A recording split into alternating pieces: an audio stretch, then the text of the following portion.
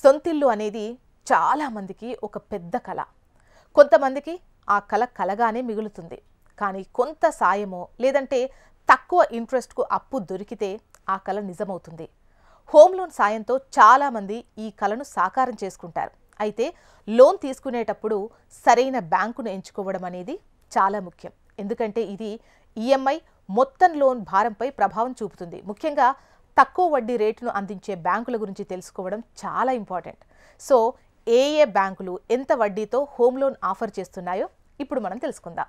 కొన్ని ప్రభుత్వ రంగ బ్యాంకులు ప్రైవేట్ రంగ బ్యాంకుల కంటే తక్కువ వడ్డీని వసూలు చేస్తున్నాయి. కెనరా బ్యాంక్ ప్రస్తుతం ప్రభుత్వ రంగ బ్యాంకుల్లో కెనరా బ్యాంక్ అత్యంత తక్కువ వడ్డీ రేటును అందిస్తోంది. ఇక్కడ వడ్డీ రేటు వచ్చేసి 7.3%గా ఉంది. ఇక union bank of India, Canara bank లానే యూనియన్ బ్యాంక్ కూడా 7.3% వడ్డీ రేటుతో హోమ్ లోన్ అందిస్తోంది. నెక్స్ట్ వచ్చేసి బ్యాంక్ ఆఫ్ బరోడా.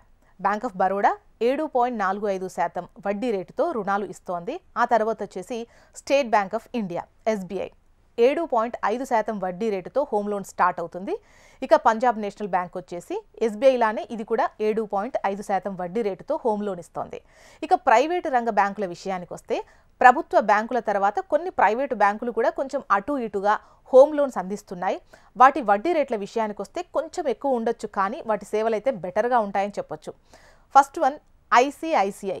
ఈ ప్రైవేటు బ్యాంకు 7.7% వడ్డీ రేటుతో హోమ్ లోన్ ఇస్తోంది. హెచ్డిఎఫ్సి బ్యాంకులో వడ్డీ రేటు వచ్చేసి 7.9గా ఉంది. ఇక కోటక్ మహీంద్రా బ్యాంక్ 7.99% వడ్డీ రేటుతో ప్రారంభమవుతోంది.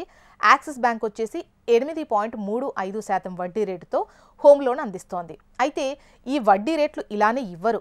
ఆయా బ్యాంకుల్లో ఇవి ప్రారంభ వడ్డీ రేట్లు. మనకు వాళ్ళు నిర్ణయించే వడ్డీ రేటు మన అర్హతలు, వివరాలు, క్రెడిట్ స్కోర్ బట్టి ఉంటుంది.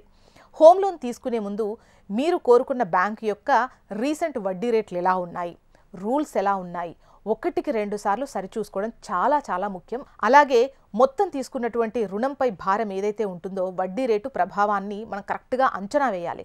సో దానికోసం ఈఎంఐ క్యాల్కులేటర్ ఉంటుంది కదా, దాన్ని యూజ్ చేసి 1-2 సార్లు చెక్ చేసుకోవడం బెటర్.